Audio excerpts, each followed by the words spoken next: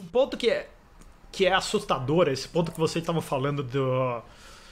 Porque antigamente todas as utopias que a gente. Que eram tentadas passar pra gente de forma totalitária. Porque no final do dia, até como o Mises fala, no final do dia você sempre precisa de algum tipo de apoio popular, respaldo popular. Por mais despótico que seja o governo, você depende um pouco. Nem que as pessoas só tenham medo, mas alguém tem que estar te apoiando lá em cima, né? Então, sempre essas utopias eram passadas pra gente como isso vai te fazer ter uma vida melhor aqui na Terra. E agora, nesse momento exato, pelo menos parte do discurso que a gente escuta no World Economic Forum é exatamente isso que o professor Antônio está falando, que é assim, você vai ter que sacrificar o teu consumo, você vai ter que sacrificar os teus filhos, você vai ter que sacrificar todo mundo para a gente poder alterar o mundo. Ou seja, eles não estão nem prometendo, embora eles falem muito da quarta revolução industrial, todas as coisas ótimas que eles falam tecnologicamente e utilizam. Então o discurso também é meio bipolar de vez em quando deles.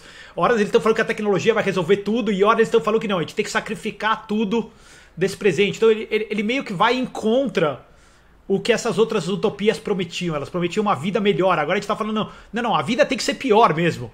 A gente tem que passar tudo isso daqui. Você vai ter que restringir o seu consumo, como, por exemplo, o ataque que eles adoram agora é atacar carne, né? A flatulência das vacas é a causa do aquecimento global. Então, assim,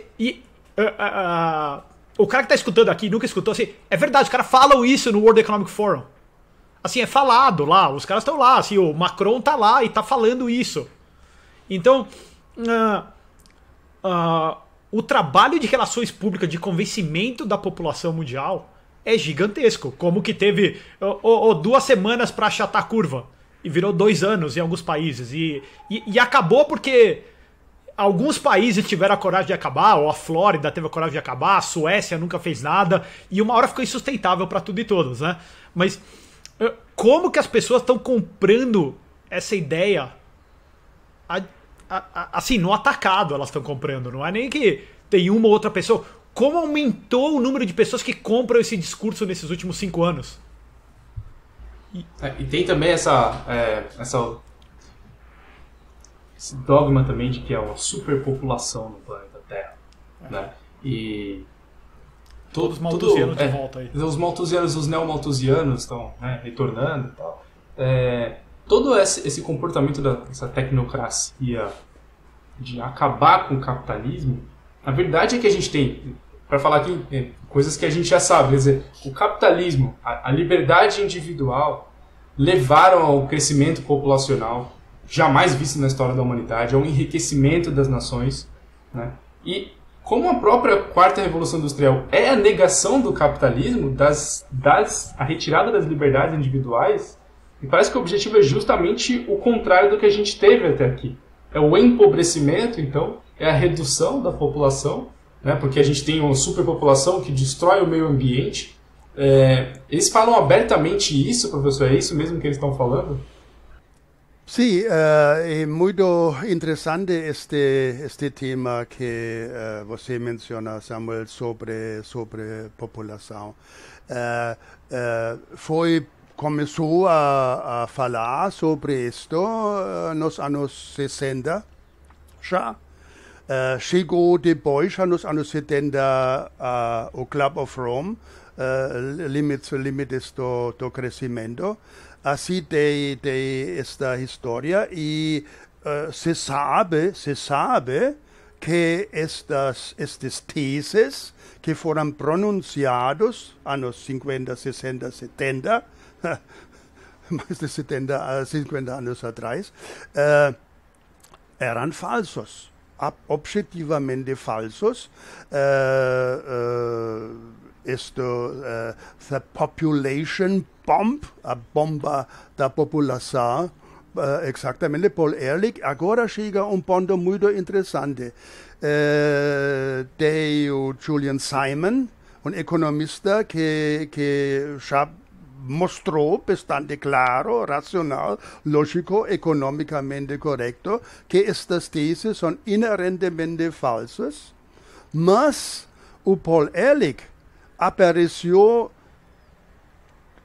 talvez 20 vezes nos talk shows nos Estados Unidos. Sempre e sempre ele foi convidado. Tem uma estatística que mostra quando Julian Simon apareceu quase uma, duas vezes e o Paul Ehrlich apareceu neste tempos, anos 50, 60, tinha quase só talk show.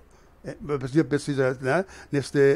Johnny Carson, exatamente, Johnny Carson. Era quase programa da família neste tempo, porque não tinha alternativa.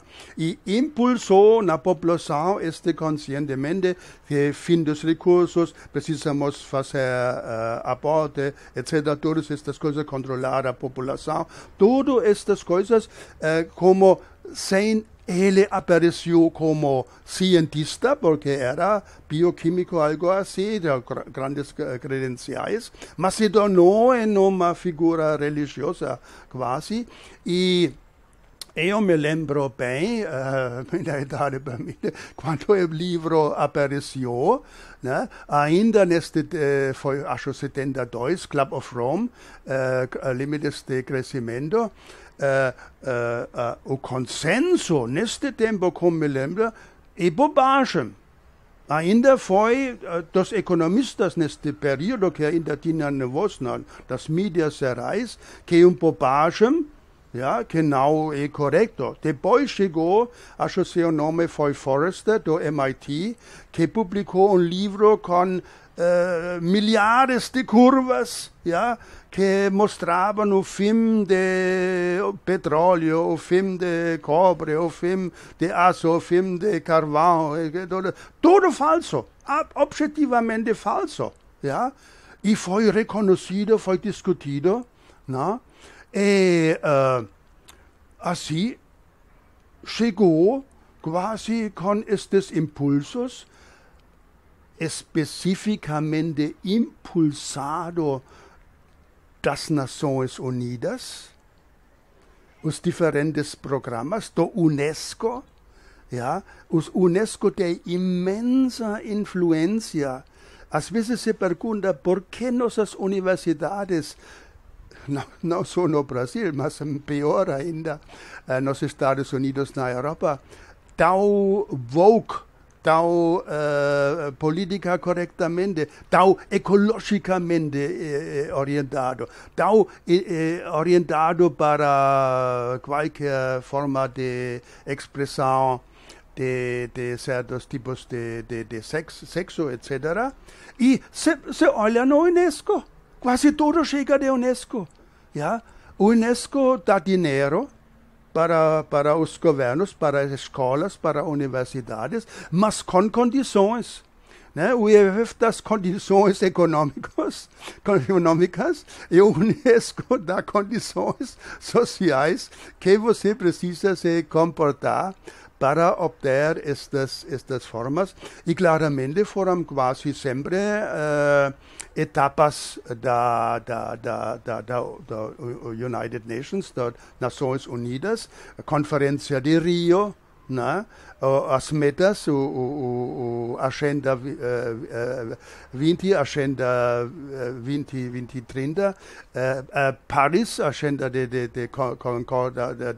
Paris, etc., onde você podia observar que estas ideias que não têm base fáctica, que não tem base objetiva, porque você pode fazer simples cálculos, quando você podia dar na escola com 3 anos, talvez da escolaridade, 8 anos, algo assim, ou 9 anos, você pode dar, te dou o tamanho do planeta, e dou o número de pessoas que tem, provavelmente a população é exagerada, outro ponto, porque tem muitos países que querem artificialmente ter número maior, que realmente maior que é. Se nota já em China, talvez é exagerado gravemente, que China publica, que África publica, claramente mais população, mais recursos recebem do exterior,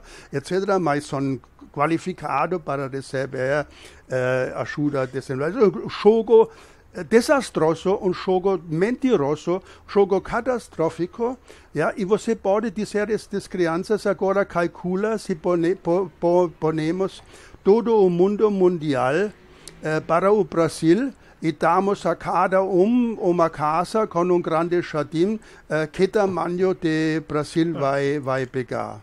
Anthony, eu fiz essa conta uns 15 anos atrás, quando a população do mundo era um pouquinho menor da de hoje, né? E na época, eu fiz porque eu escutei alguém falando, eu falei, não é possível que seja isso, né? E a conta que eu fiz era a população mundial inteira, com a densidade geográfica de Manhattan. E lembra que Manhattan tem aquela densidade geográfica gigantesca, mas tem o Central Park ali no meio, tem um monte de parque, não é um negócio inabitável, é uma cidade agradável de se viver. Sim. Manhattan é o tamanho da região metropolitana de Houston. Então, okay? A gente tem a população inteira do mundo, ela cabe na região metropolitana de Houston, se a gente tiver a densidade geográfica de Manhattan, não da cidade de Nova York, Manhattan só. E se a gente colocar a Bélgica é um país com alta densidade geográfica, mas existem fazendas, existe uma região agrícola gigantesca na Bélgica. Desculpa, Sérgio, densidade demográfica. Densidade demográfica, perdão. Com a densidade demográfica da Bélgica, a gente está falando o tamanho do estado do Texas. A gente tem a população mundial inteira no estado do Texas. Então esse ponto que o professor Anthony está falando, assim, é matemática elementar. Minha filha de 7 anos sabe fazer esse tipo de conta já. Uhum. Então, assim, poxa, é o mínimo de contato com a realidade. Acho que as pessoas às vezes se isolam muito da realidade. E só para daí fazer mais um complemento em cima do que o professor Anthony falou, que ele trouxe a história do Gillian Simon e do Paul Ehrlich. Eu não sei se boa parte do nosso público conhece a história, mas o Paul Ehrlich é um cara que tá na ativa hoje. Ele tá com 90 e poucos anos, Anthony, e ele teve no 60 Minutes, que ainda é um programa gigantesco, é como se fosse fantástico aqui no Brasil. Se eu tô falando em número de audiência, de relevância ainda. Ele teve no 60 Minutes agora, no começo do ano. Tá ok? Falando as mesmas coisas que ele falava em 68, quando ele escreveu The Population Bomb. Tá? E o Julian Simon é um economista não austríaco, mas com muitos insights austríacos, eu diria, o Julian Simon tinha. E o Julian Simon faz uma aposta com o Paul Ehrlich. No final dos anos 70, ele fala, escolhe, agora eu não lembro, André, se são 7 ou 10 commodities finitas, escolhe. Paul Ehrlich, vai lá, escolhe as 10 commodities que você quiser, tá ok? E eu aposto com você que no final da década o preço dela vai estar menor do que agora.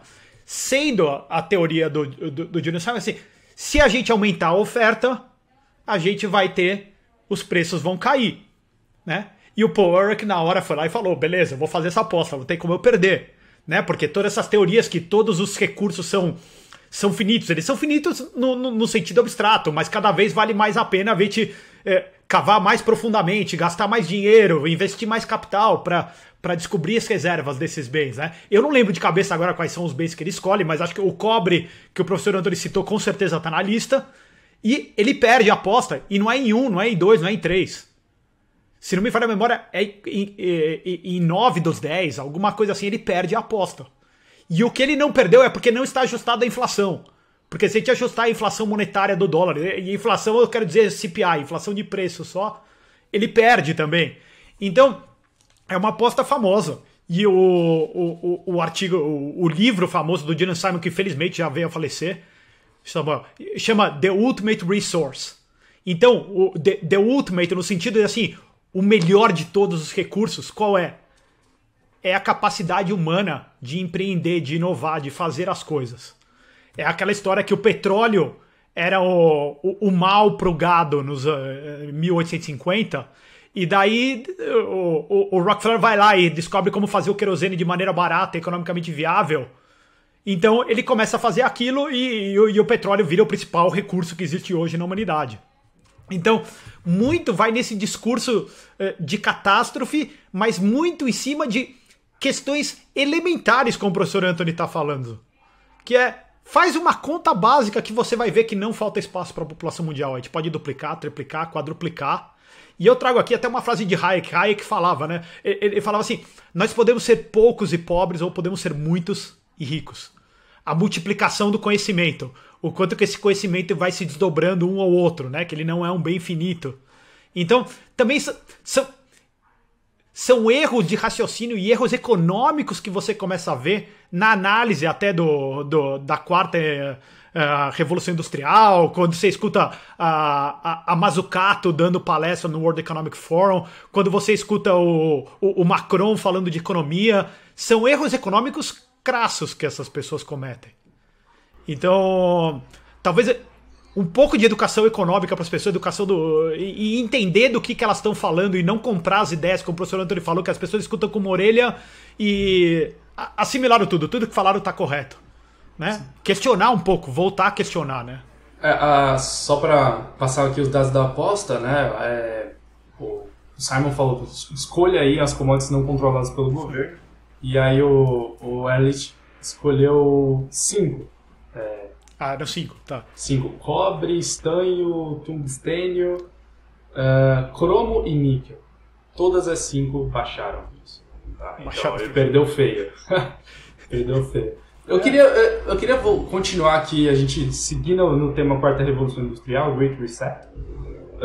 E uma dos slogans, né, do Great Reset é que você não terá propriedade, você não terá privacidade, você será feliz. Né? E aqui a gente tem o Sérgio, o cara que sempre que possível, acho que quase todo episódio, ele fala sobre propriedade privada. Né? E até, vou pegar aqui uma frase famosa, célebre do Mises, ele fala assim: o programa liberal, resumido em uma única expressão, é propriedade privada dos meios de produção. Né? Sérgio, assim, vamos lá, vamos falar de novo de propriedade privada. Né? Qual que é a importância da propriedade privada e por que essa agenda tecnocrata é tão em contra a propriedade privada? A propriedade privada, acho que mais que tudo, a propriedade privada significa liberdade. Né? Não existe liberdade sem propriedade privada. Porque se a gente não pode agir, para a gente agir, a gente tem que atuar no meio físico. A gente tem que utilizar a primeira propriedade de todas, que é o nosso próprio corpo, e depois a gente tem que usar todos os outros meios escassos que existem. Então, se a gente não tiver assignação da propriedade privada, a gente não consegue decidir como que a gente vai atuar, e a gente não consegue ser livre, né? Pra gente não entrar numa tangente gigante demais aqui sobre a propriedade privada. E até tem um artigo do professor Anthony mesmo, que ele fala assim, os ataques constantes dessa agenda tecnocrática, né, contra a propriedade privada. Porque até, acho que eu te falei outro dia, não é que não existe propriedade no projeto marxista, é simplesmente não existe propriedade privada. A propriedade e uso de todos os recursos pertence ao governo. E nesse caso, a propriedade e uso de todos os recursos é definida por quem? Pelos tecnocratas. Então, a gente pode falar até de existe título de propriedade, não existe, mas o fato é, existe a propriedade de fato. É isso que importa pra gente. Porque, por exemplo, dentro do projeto fascista, a propriedade existe do ponto de vista legal. Eu sou dono da minha fábrica, mas eu decido o que eu vou estar produzindo, eu decido qual é, inclusive, o método de produção que eu vou estar utilizando da minha fábrica, eu decido qual é o produto que eu vou colocar lá no final. Eu não decido. E nisso aqui é uma relação direta que a gente vê. Assim, se o fascismo é a fusão, pelo menos do ponto de vista econômico, né? É a fusão das corporações com o Estado determinando a produção, aqui. É esse também o projeto do World Economic Forum. Tudo bem, não tem todas as outras faces que tiveram pelo menos dos gostos de fascismo que a gente experimentou, o nacionalismo, o racismo, talvez, se bem que até a gente pode falar que existe um pouco de racismo contra alguma parte da população europeia, de origem europeia hoje em dia, mas, enfim, que é aceito, né? Que é aceito em linhas gerais, mas é isso que a gente tá. Então, por isso que o ataque à propriedade privada, você falou de Mises, mas Marx também fala. Se ele pudesse resumir em uma palavra também, acho que não são essas. Eu estou parafraseando, não lembro a frase perfeita, mas ele fala também, é a abolição da propriedade privada, que ele fala lá no Manifesto Comunista. Então, de novo, a gente vê assim, a vontade do totalitário. Na hora que você é totalitário, você determina tudo e todos, o uso de não só do que as pessoas devem consumir, mas como elas devem utilizar tudo. Então é um projeto fundamental acabar com a instituição da propriedade privada. A questão agora é só quem que vai controlar. Vai ser o presidente do teu país ou vai ser um governo supranacional? Lá de cima, regulado pelos tecnocratas. Então, talvez nesse ponto, os comunistas, os fascistas, os globalistas, todos encontram um projeto comum, que é o totalitarianismo, que é o estatismo totalitário. Perfeito.